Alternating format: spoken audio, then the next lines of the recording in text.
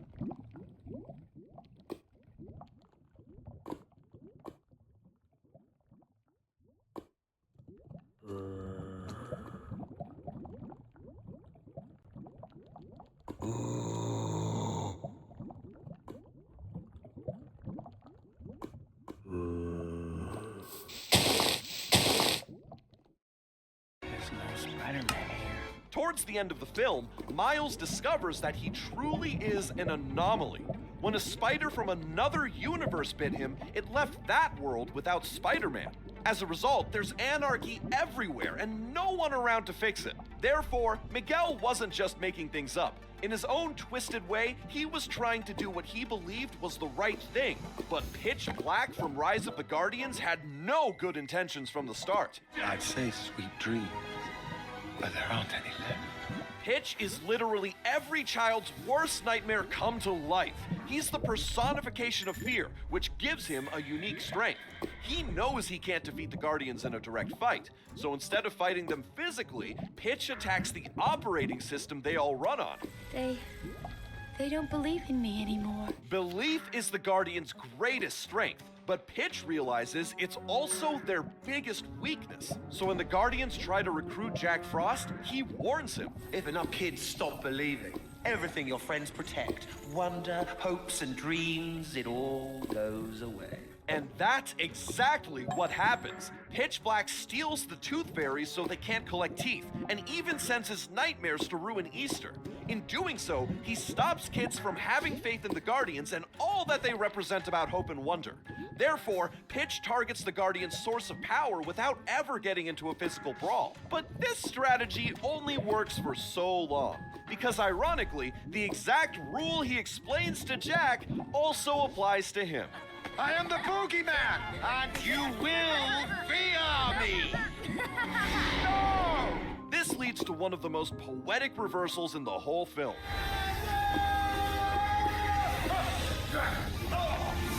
His own creations begin feeding on his fear of being forgotten, making the boogeyman the ultimate victim. Throughout the film, Pitch Black warned everyone that belief can fade overnight. Meanwhile, Lotso from Toy Story 3 felt the same way about affection. Prisoners disabled, Commander Lotso. Within seconds, his strawberry smell turns into the scent of dictatorship. This shift in his nature isn't random, though. It all goes back to his past, where he once belonged to a little girl named Daisy. The two were inseparable until she accidentally left him behind during a trip.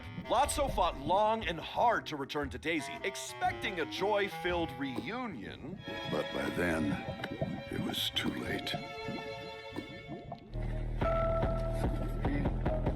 And instead of processing his heartbreak like a reasonable plushie, he decides to enforce his new philosophy on other toys at Sunnyside. We're all just trash, waiting to be thrown away. No. He's got a point. Most of us end up donating, abandoning, or packing away our childhood toys. In the film, even Andy plans on storing the toys in the attic. So Lotso's warnings don't just come from a place of paranoia, there's actual truth to them. But what Lotso doesn't understand is that there's a fine line between grief and cruelty. Where's your kid now, Sheriff? No! And to think, he betrays the toys again right after they help him. Unbelievable. At one point, Lotso may have been soft and sweet, but over time, he becomes a brutal villain with no redeeming qualities, much like Syndrome from The Incredibles. You sly dog! You got me monologuing! I can't believe it. This clip alone tells you everything about Syndrome. He's theatrical and completely ruthless, especially when it comes to Mr. Incredible. But before becoming Syndrome, he was just Buddy, a kid genius who created rocket boots and dreamed of being a superhero himself. Fly home.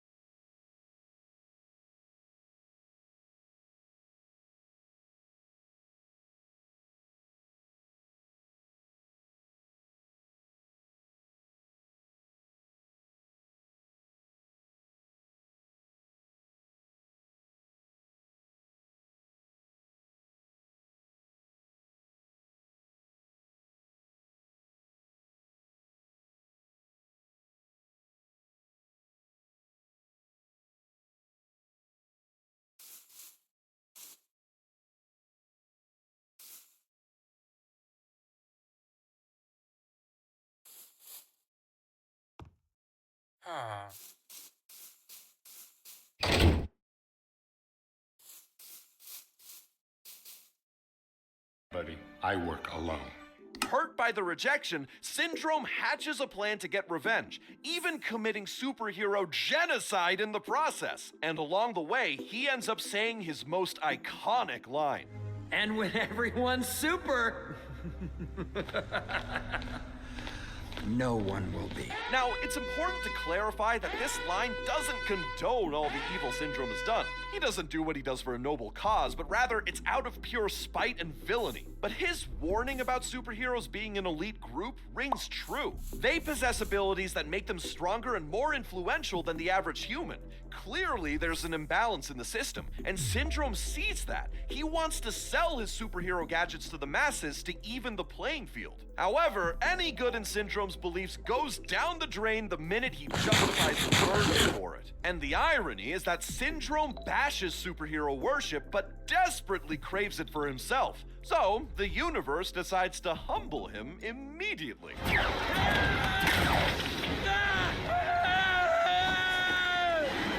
How satisfying to watch him be whacked around by his own invention. Syndrome's petty nature and ego, therefore, prove to be his downfall. Unlike Chef Skinner from Ratatouille, whose downfall comes in the form of a rat. One can get too familiar with vegetables, you know. I'm pretty sure that joke flew over most of our heads as children. Skinner is the interim head of Gusteau's restaurant. His vision is to exploit the late chef's legacy and mass-produce frozen food for profit. In the film, he gets to inherit the late Auguste Gusteau's empire, but only if no surprise heirs and gifts ruin his day. Not only does this scrawny-looking guy cook dishes that revive the restaurant's reputation, but he also happens to be Gusteau's biological son. Linguini's life turns upside down as he goes from garbage boy to chef to owner of Gusteau's in a matter of weeks. Meanwhile, Skinner goes from temporary king to unemployed because of one headline. But here is where the plot thickens. Linguini isn't actually the one cooking. The real genius behind the stove is Remy, a literal rat pulling human hair like a puppeteer. And for some reason, Linguini never thinks to question this dynamic. Skinner, however, actually has a rational response to seeing Remy. You know what would happen to us if anyone we are the rats in our kitchen? They'd close us down. Precisely! In any real-world restaurant, a rat in the kitchen is a health code violation, not a charming underdog story. Skinner warns his staff that if the truth about a rat comes out, the restaurant is finished, which is exactly what happens in the end. But who knew Skinner would have a hand in making that happen? I wish to report a rat infestation.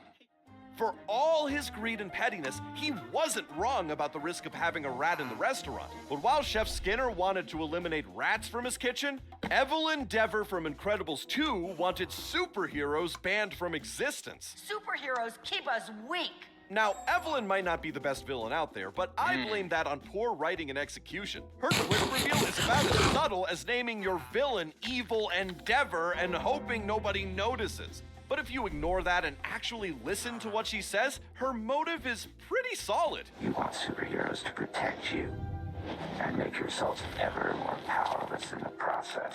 Disguised as the screenslaver, Evelyn argues that the more society relies on superheroes to solve every crisis, the less capable ordinary people become. In this case, she's talking about situations that don't necessarily need superhero intervention. And her backstory is the perfect example. He died. Pointlessly. Stupidly. Waiting for heroes to save the day. When robbers broke into her house, her father could have used the safe room like the rest of the family. But instead, he tried to contact superheroes as if dialing a hotline was safer than acting immediately. This mistake became his undoing. However, the way she executes her plans is where everything goes south. Instead of helping her brother legalize superheroes just to make them illegal again, she could have just tried to foil his plans on the inside from the start. In the end, she was just stubborn about her way being the only right way. The fact that you saved me doesn't make you right. Evelyn would rather fall to her death than be rescued by a superhero. Talk about ungrateful. For most of the film, Evelyn Deborah was perfectly content working on her master plan from the shadows, much like Stinky Pete from Toy Story 2. Look, I'm doing the box step. Like Lotso, this toy seems sweet and harmless at first. With his grandfather-like nature, he offers advice and leads the group in making decisions. But Stinky Pete only plays nice when things go his way. The minute Woody decides he would rather return to Andy than live forever in a museum, Pete shows his true colors. I tried reasoning with you, but you keep forcing me to take extreme measures.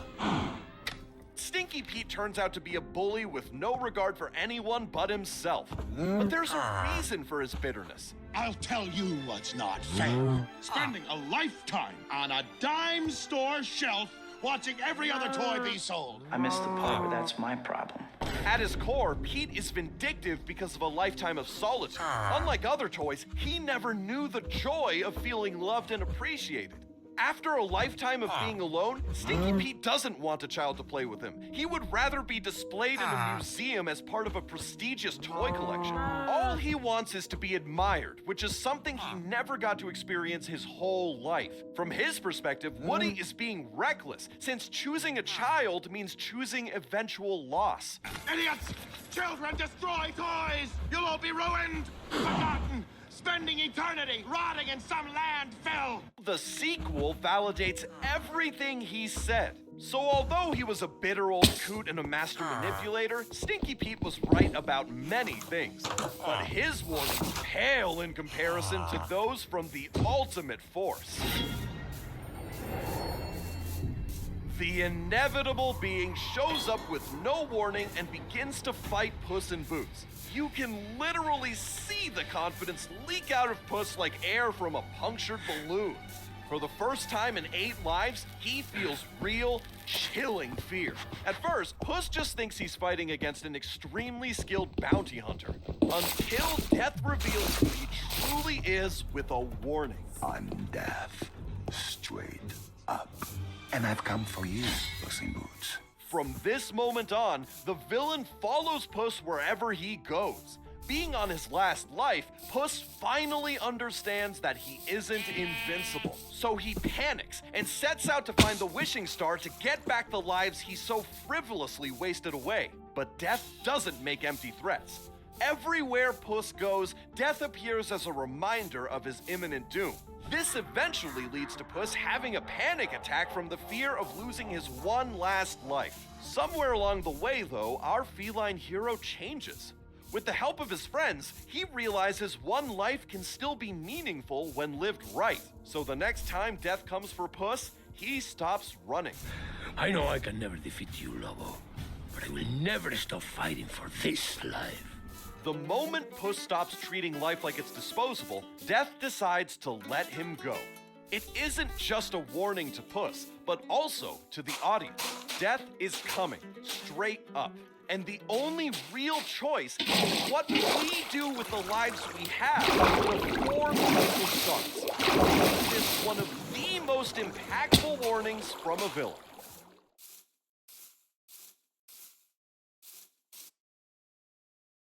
Imagine being able to build anything just by thinking about it. Meet Base 44, a complete AI creation platform made for anyone with an idea and a drive to bring it to life. Describe what you want and watch it take shape. You can plan, customize, and expand in any direction. From tools built for one to platforms built for many, from passion projects to enterprise-grade systems, everything is built in and ready to launch.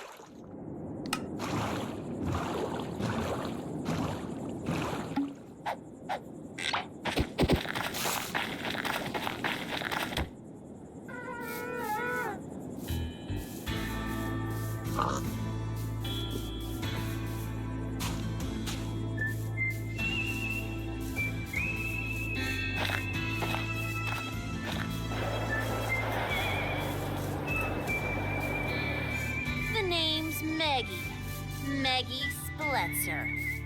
I'm just your average inkling turned human. This is my deputy Tart, the kindest and most trustworthy soul in the West. She's trying her best. And this is Mario. He's just an idiot. But he's also my best friend. Right now, I'm on a mission to find my idol, One Shot Ren. We go way back. He's my inspiration, made me who I am today. And he's somewhere here. In the Wild West.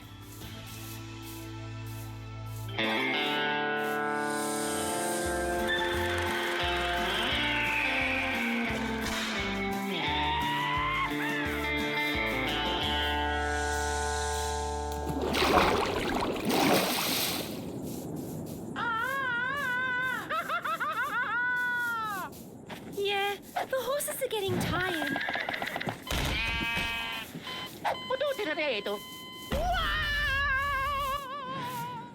Hide, now. Why? What? Am I gonna die? Bandits, 12 o'clock.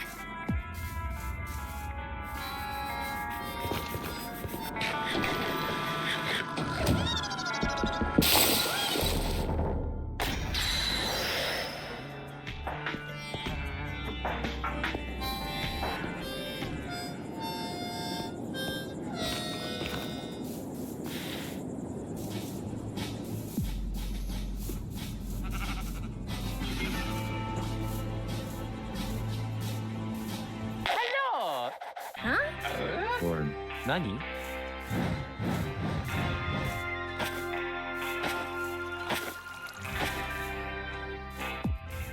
What brings you around these parts, partner?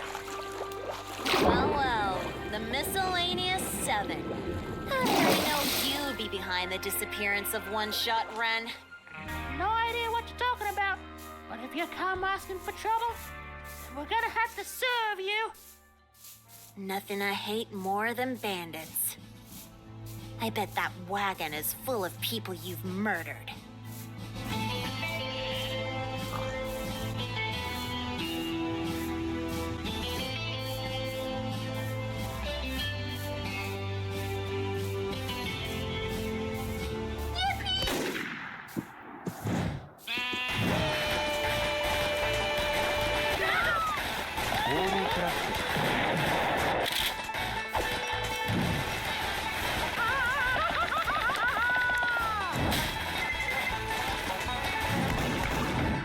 Okay, Mario. Standard splat squad formation.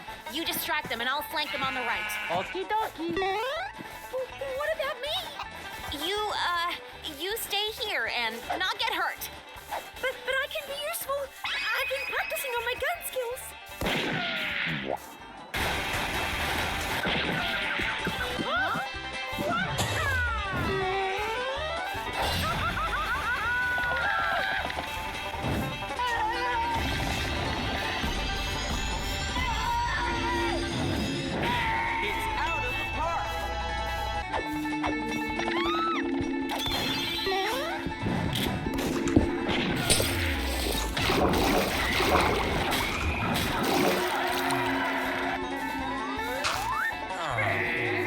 With the freak of the samurai, I'm a value.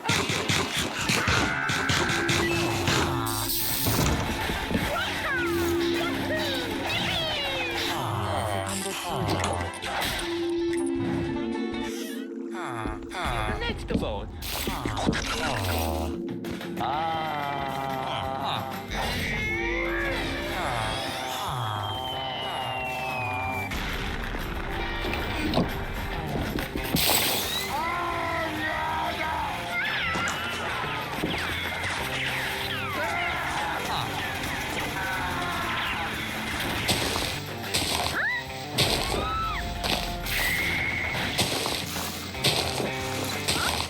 What the? Potatoes? You guys aren't bandits? That's what I've been trying to tell you. We're just humble potato farming. Oh, wait, so you didn't kidnap One Shot Ren? No, only kidnapping we've been doing is of these salacious spuds. So good you can eat it raw. So good you can eat it raw. You guys were our only lead. Now we're never going to find him. Oh no! What? Come on! No! How about try this? Oh my God! Can I have it? Did you say attack? One-Shot Ren would never do that. Yeah, One-Shot Ren is a hero. Oh, that's rich. What a good one. Oh, hey, get out of here! Wait, Mario, I'm not done here yet. Tego.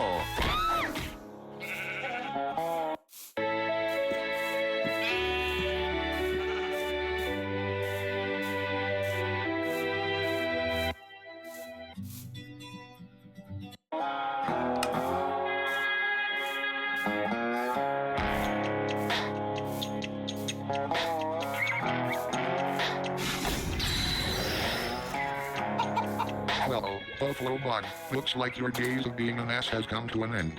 For I, Sheriff Slapmaster 69, have finally captured you. You didn't capture him. I did. Shut up, Chris. Any last words? Only one. Kiss my ass. 1, 2, 3, hey, that's more than one word.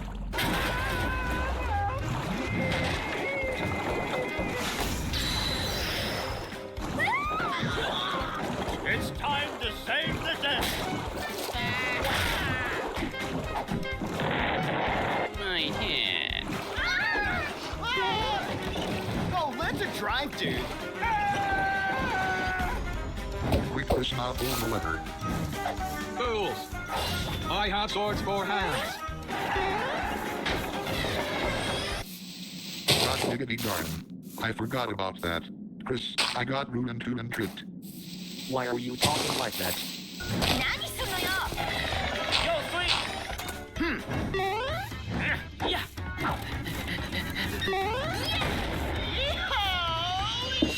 Hey, losers, good job, Boofkin Sweet. Here comes the bird.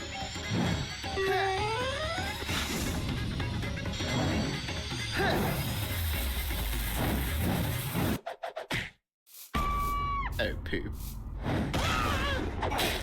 Spicy. Haha, you've done it now. Tomorrow I'll be back. Back with One-Shot Ren and the rest of our crew.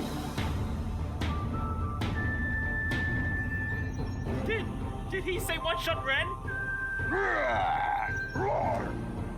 Well, ha ha ha ha ha ha ha ha ha. La la la la la la la la la la la la. Huh?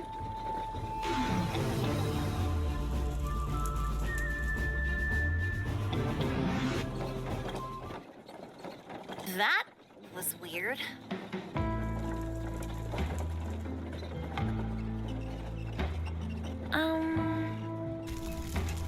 What the hell are you looking at? Hey guys. Is this town Western Spaghetti? It sure is, and it's your lucky day. You're the new sheriff. Huh?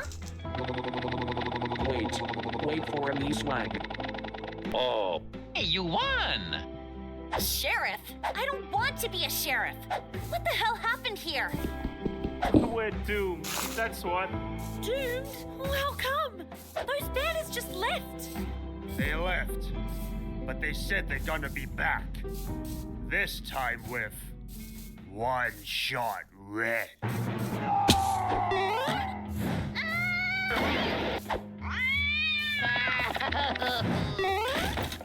Hey, Stinky! hello, Mario. Why is everyone acting like One-Shot Ren is some sort of monster? He's a good person. Sorry, Meggy. I don't know what you've heard, but One-Shot Ren is one of those infamous outlaws in these parts. And he's done some really evil stuff. Kind of impressive, actually.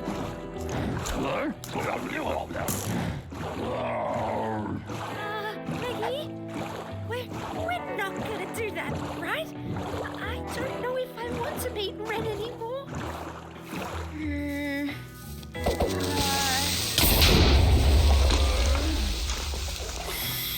Look, I'll want you guys to protect yourselves against bandits, because I think you really need it. I'm telling you, One-Shot Ren is a good dude. When we see him tomorrow, I'll talk to him and sort this nonsense out. Okay? Well, we're probably gonna die, but at least we can say we tried. Okay, so it's time to turn you lily-livered varmints into a bunch of sharpshooters. Who has actual gun experience here? Firing wildly and aimlessly doesn't count. Okay, so we'll start from scratch. Everyone, get your weapon ready and take aim.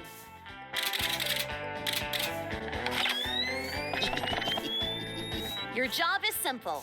Hit the targets, preferably in the head. Now get ready. Take aim, and fire!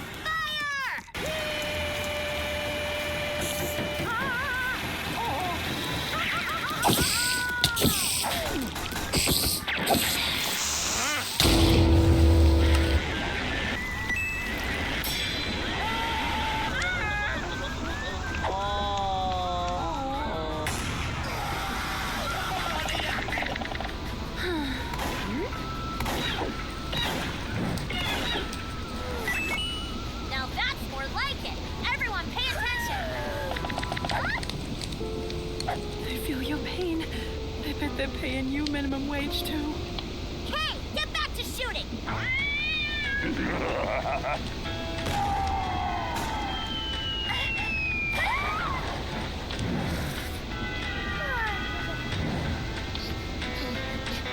Give me my dynamite back!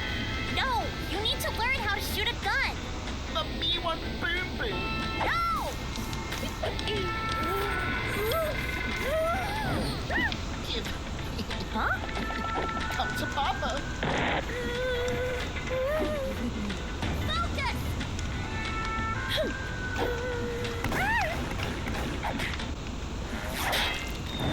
La la la! Fine shot, mate. I think this gun might be a little too advanced for you.